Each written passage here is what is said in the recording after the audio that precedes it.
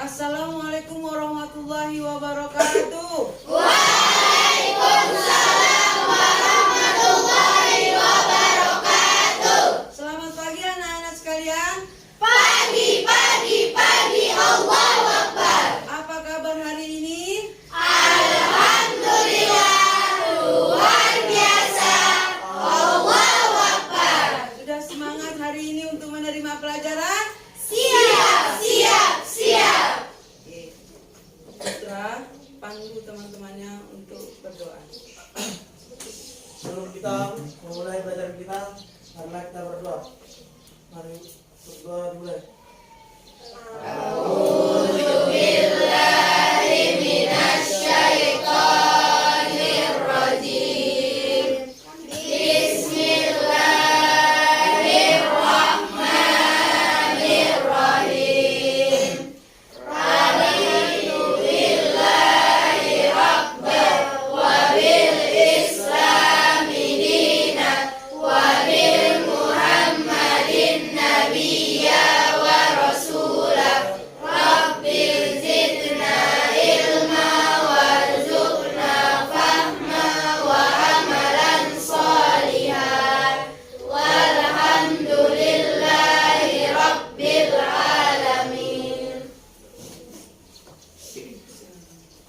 Anak-anak sekalian, semua hadir hari ini?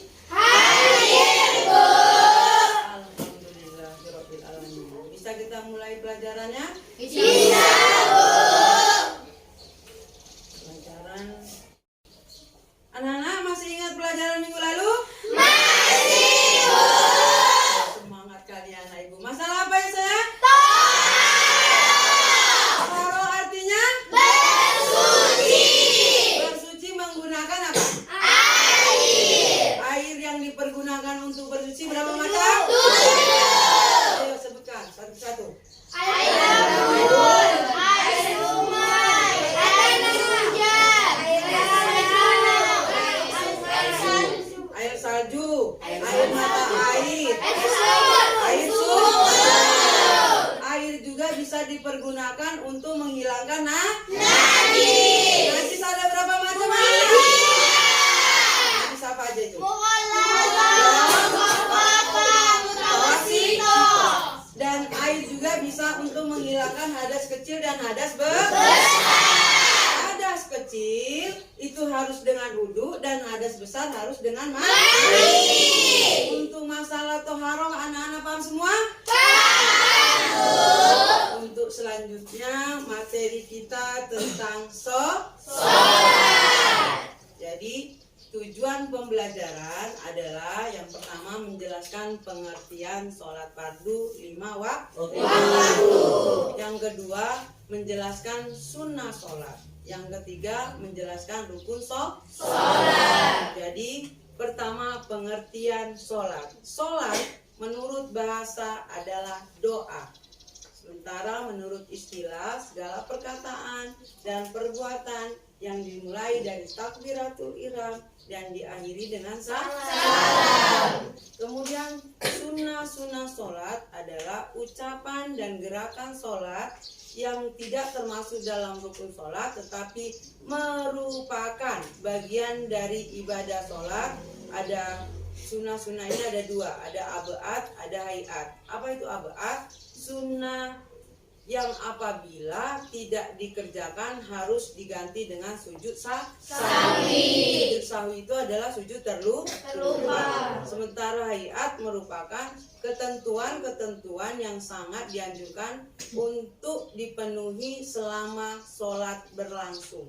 Dan rukun sholat itu ada 13 yang diawali dengan niat, kedua berdiri, 3 takbiratul ihram, 4 membaca Fatihah, 5 rukuk, 6 iktikaf, 7 sujud, 8 duduk di antara 2 sujud, 9 duduk tasawuf awal, 10 membaca tasawuf, 11 membaca selawat, 12 membaca salam ke kanan, salam ke kiri. Yang ke-13 tertib. Untuk masalah pengertian sholat, kemudian sunnah sholat, dan rukun sholat. Bisa dipahami anak-anak? Bisa, Bu. Baik anak-anak, dari penjelasan yang Ibu paparkan tadi, ada yang kurang paham? Ada, Bu. Coba siapa yang mau tanya? Bu, boleh kamu baca doa kunut separuh karena saya belum hafal. Ya, bagus. Pertanyaannya bagus. Bu Ustaz, baca doa kunut sementara masih hafal 3. Gitu ya kan? Doa kunut itu biasanya dilakukan pada sholat subuh. Habis dia ruku, itidal, rakaat kedua, baca doa kunut. Allahumma dini biman hadait, wa dini biman hadait, wa tawallani biman tawallait. Enggak hafal, lanjut aja sujud. Jadi menunggu hafalnya kapan? Selanjutnya harus dihafal. Jadi kalau pas hafal 2 ya udah sujud, hafal 3 sujud. Paham anak? Ya, pertanyaan kedua.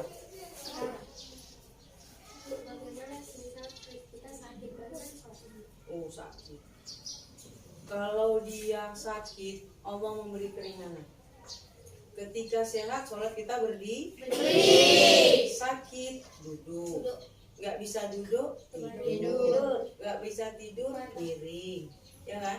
Nggak bisa miring, telentang lagi. Nggak bisa telentang, gerakan mata juga bisa. Terakhir di sholat. Disolatkan. Akhirnya Mati. Ah, ketiga ada? Bagaimana hukum seorang yang meninggalkan sholat fardu? Iya, bagus sekali pertanyaannya. Hukum bagi orang yang meninggalkan sholat fardu. Coba perhatikan anak-anak. Rukun Islam ada 5. 1, Membaca syahadat. 2, Menunaikan sholat. 3, Puasa. 4, Zakat. 5. Jadi sholat itu adalah ibadah yang paling pertama kali dihisap oleh Allah Subhanahu wa Ta'ala. Bagi yang tidak mau melaksanakan sholat, hukumannya sangat berat sekali. Lebih berat lagi dari membunuh, berzina, minum khamar. Jadi orang-orang yang meninggalkan sholat fardu, hukumannya nanti di dalam api neraka. Jadi anak-anak sekalian, jangan pernah meninggalkan sholat fardu. Kemudian anak-anak tolong perhatikan ke layar. Ya, Bu. Sudah? Gambar pertama, gambar apa itu anak-anak? Anak laki-laki melaksanakan sholat berjamaah. Coba perhatikan gambar kedua. Gambarnya anak perempuan sholat berjamaah. Gambar ketiga. Keluarga sedang sholat berjamaah.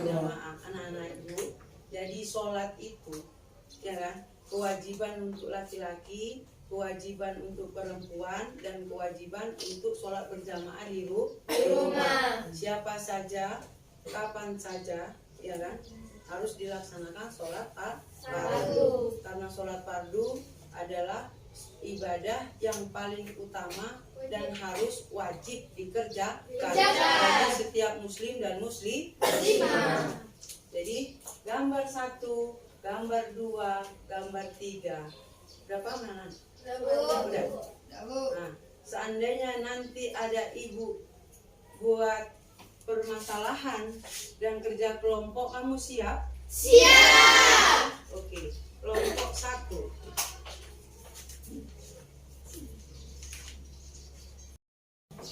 Baik anak-anak, untuk selanjutnya mengerjakan LKPD, kamu harus kerja kelompok. Ya, berarti sekalian ada instrumennya, kamu bisa menilai temanmu dalam kerja kelompok. Kelompok 5.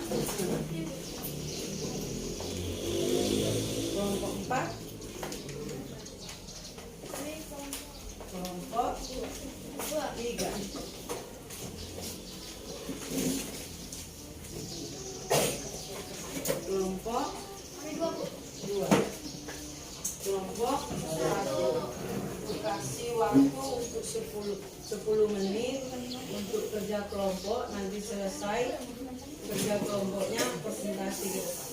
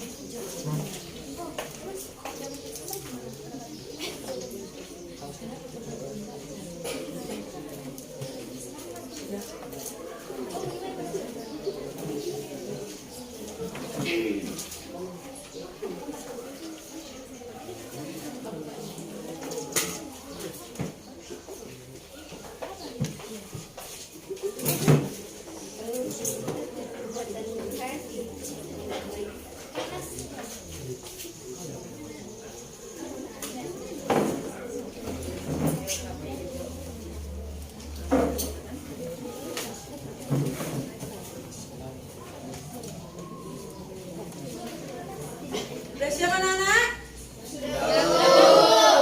Ya, kita persilakan kelompok pertama untuk presentasi. Itu aja. Assalamualaikum warahmatullahi wabarakatuh. Hai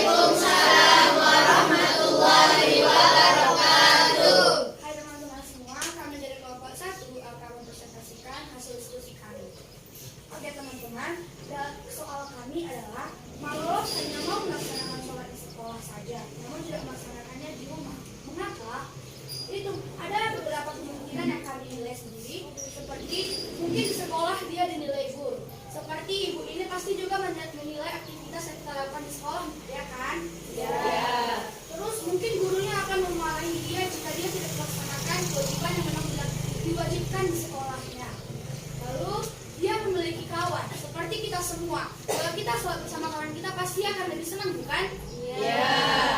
Dan jika di rumah dia tidak sholat karena mungkin dia sudah merasakan rasa lelah dari sekolah dan timbullah rasa malas yang bersarang di dalam diri dia, dikarenakan mungkin saja dia sudah bermain HP dan banyak kegiatan. Dan kemungkinan orang tuanya tidak memberikan pendidikan agama yang baik, sehingga ia mengikuti kedua orang tuanya yang malas mengerjakan sholat. Jadi teman-teman, ada yang ingin bertanya? Have any question? Tidak, Ada yang mau menanggapi? tidak. Oke teman-teman, terima kasih atas waktunya. Kami akhiri dengan salam. Assalamualaikum warahmatullahi wabarakatuh.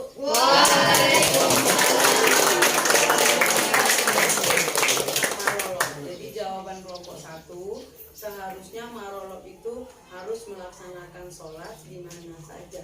Meskipun dia di sekolah sholat, di rumah harus juga sholat. Jadi sholat itu adalah kewajiban. Siapa saja, kapan saja, dan di mana saja. Dan sekarang kelompok 2. Assalamualaikum warahmatullahi wabarakatuh.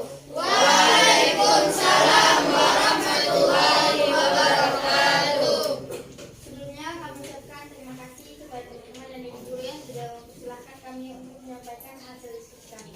Jadi di sini kami akan menyampaikan hasil diskusi kami yang dimana itu Azril mencuri sendal saat meninggalkan masjid saat sholat. Bagaimana pendapat kami? Pendapat kami Seharusnya Azril tidak melakukan perbuatan tersebut dikarenakan perbuatan itu sangat tidak disukai Allah dan merupakan perbuatan tercela. Jika Azril memang tidak mempunyai uang untuk membeli sendal, dia memiliki kelas. Jika saja Azril tidak mempunyai uang, dia bisa meminta kepada masyarakat ataupun teman-teman dekatnya. Tidak harus ketika dia sholat, dia tidak harus mencuri sendal ketika dia punya sendal. Ya, mungkin saja ada beberapa faktor yang menyebabkan ketika dia ambil wudhu ataupun ketika dia sholat, dia berpikir berhayal atau tentang dunia. Disitulah dimana Allah mengatakan, innamal a'malu binniyat wa innamal likulli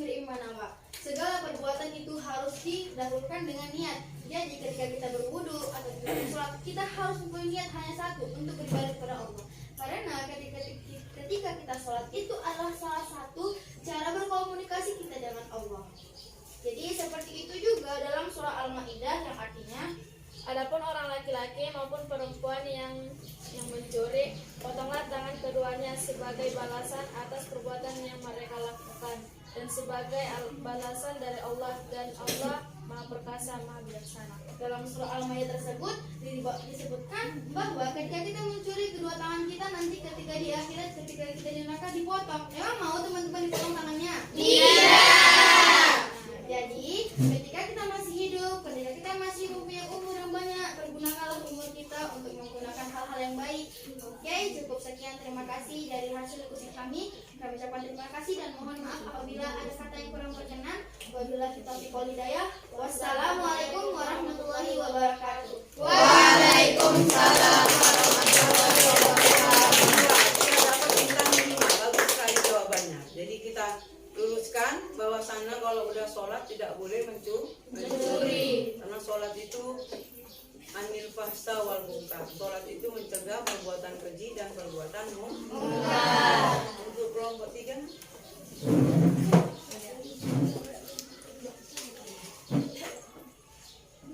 Kami dari kelompok 3 dan di sini kami akan menyampaikan hasil diskusi kami tentang soal yang diberikan. Kebenarannya di soalnya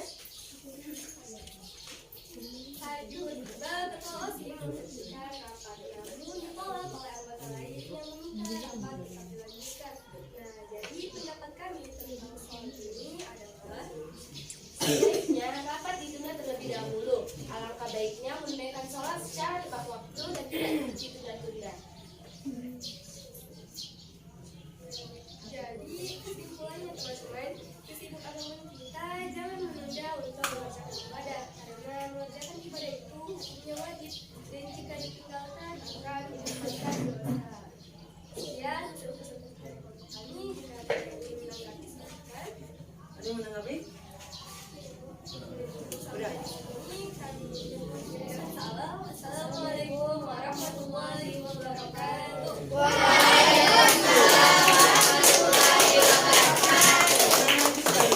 Kalaupun rapat udah ada dengar azan, harus ditinggalkan dulu rapatnya, sholat baru dilanjutkan. Selanjutnya kelompok 4.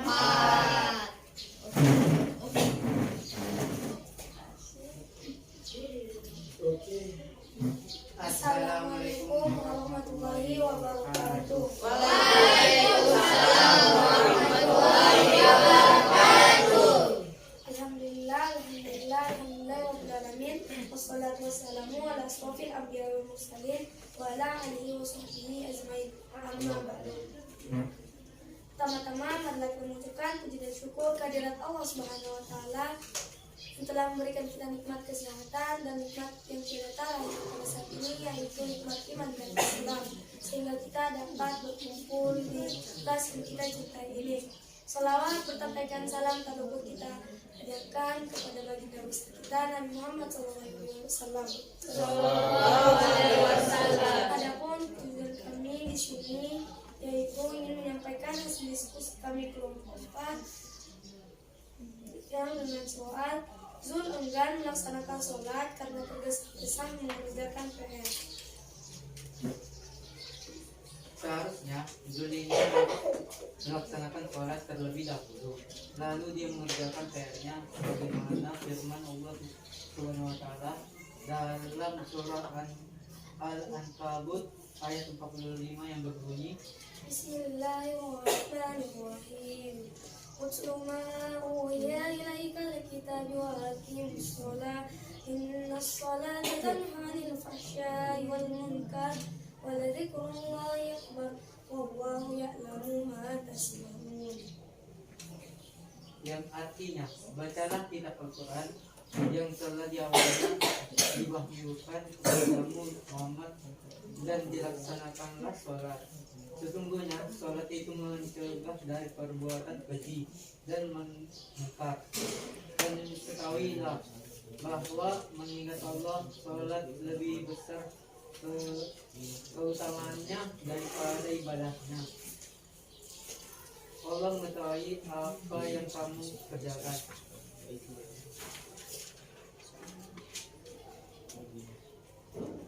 Dalam firman Allah di atas sudah membuktikan bahwa mengingat atau melaksanakan sholat itu lebih besar keutamaannya daripada ibadah yang lain. Mengerjakan PR itu kan juga ibadah, tetapi ibadah yang paling penting itu ialah sholat. Jadi kesimpulan dari firman Allah di atas adalah laksanakanlah sholat terlebih dahulu daripada melaksanakan hal yang lain. Jadi Zul harusnya melaksanakan sholat terlebih dahulu, lalu dia mengerjakan PR-nya. Cukup sekian yang bisa kami sampaikan dari kelompok 4. Jika ada kesalahan dalam tutur bicara kami, mohon dimaafkan. Wallahul muwaffiq ila aqwamit thoriq. Assalamualaikum warahmatullahi wabarakatuh.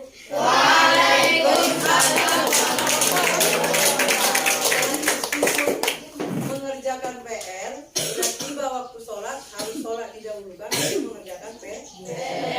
Kelompok 5. Silakan.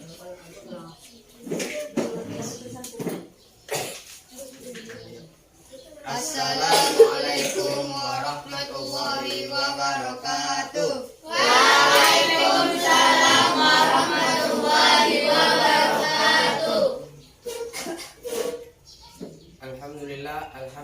Alhamdulillahirabbil alamin wassalatu wassalamu ala asrofil anbiya'i wal mursalin wa ala alihi wa sahbihi ajma'in. Puji dan syukur marilah kita panjatkan kehadirat Allah Subhanahu wa taala yang telah melimpahkan rahmat dan karunia-Nya kepada kita sehingga kita dapat berkumpul di sekolah yang kita cintai ini. Salawat merangkaikan salam tidak lupa juga kita hadiahkan kepada junjungan Nabi besar kita yaitu Nabi Muhammad sallallahu alaihi wasallam.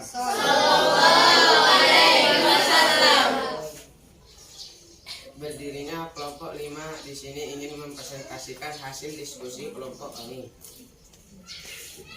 Soalnya yaitu Muhammad Ridho menjadi imam dengan menggunakan celana jeans dan kaos ketat sehingga auratnya saat sujud aurat bagian belakangnya kelihatan saat bersujud. Jawabannya, seharusnya Muhammad Ridho tidak menggunakan celana jeans yang ketat saat sholat. Penjelasannya, saat sholat kita harus menutup aurat karena jika kita tidak menutup aurat maka sholat kita tidak sah. Sebagaimana firman Allah dalam Al-Quran yaitu Quran Surah Al-A'raf ayat 26 yang berbunyi, Bismillahirrahmanirrahim. Ya bani Adam qad anzalna alaikum libasan yuwari sawatikum warisya wa libasut taqwa zalika khair zalika min ayatillah la'allahum yazakkarun. yang artinya, wahai anak cucu Adam, sesungguhnya kami telah menyediakan pakaian untuk menutupi auratmu dan untuk perhiasan bagimu. Tetapi pakaian takwa itulah yang lebih baik bagimu. Kesimpulannya adalah kita harus memakai pakaian yang rapi dan sopan ketika kita tidak melaksanakan sholat. Karena saat kita melaksanakan sholat, kita menghadap Allah bukan menghadap manusia. Cukup sekian yang bisa kami sampaikan. Kalau ada kata-kata kami yang kurang berkenan di hati kawan-kawan kami sekalian, mohon dimaafkan. Cukup itu yang bisa kami sampaikan. Wassalamualaikum warahmatullahi wabarakatuh.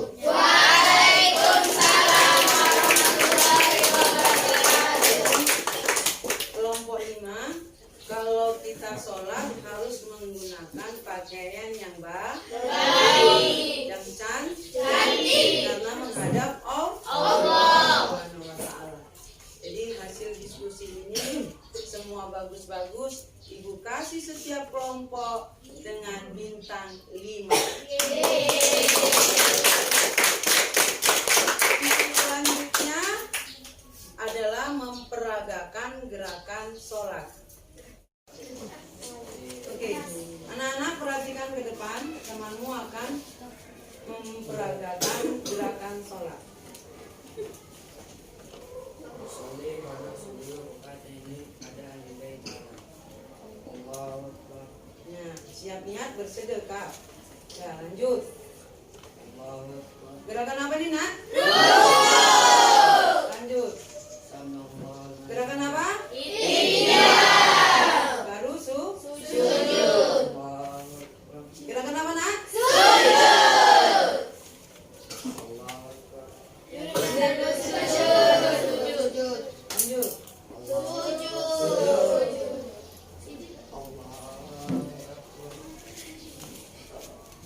Untuk gerakan sholat anak-anak udah paham?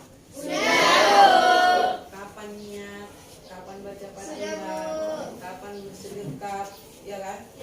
Kemudian dia ruku, iktidal sampai sujud. Untuk masalah memperagakan anak-anak dapat semua? Kasih aku juga anak.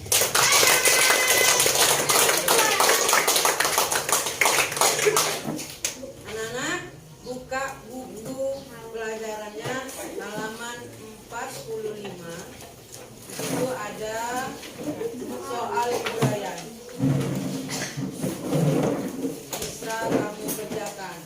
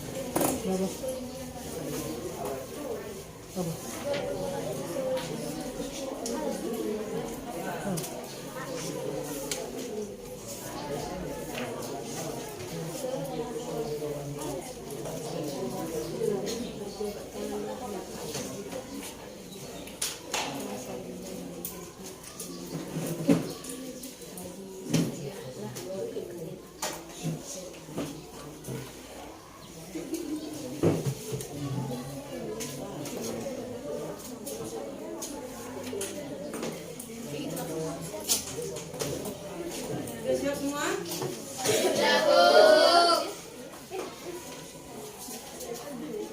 Sudah. Untuk materi hari ini anak-anak udah paham semua?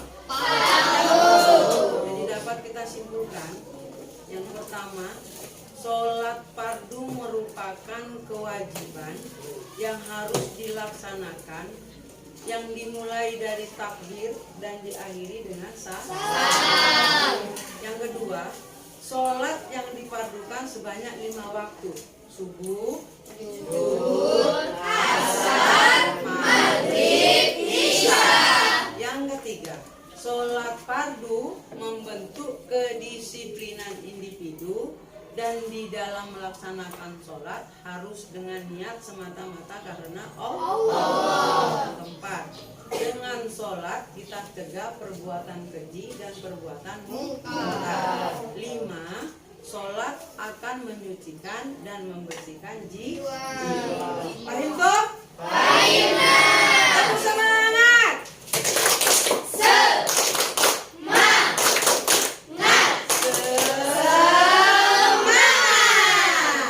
Kita akhiri pembelajaran hari ini dengan doa.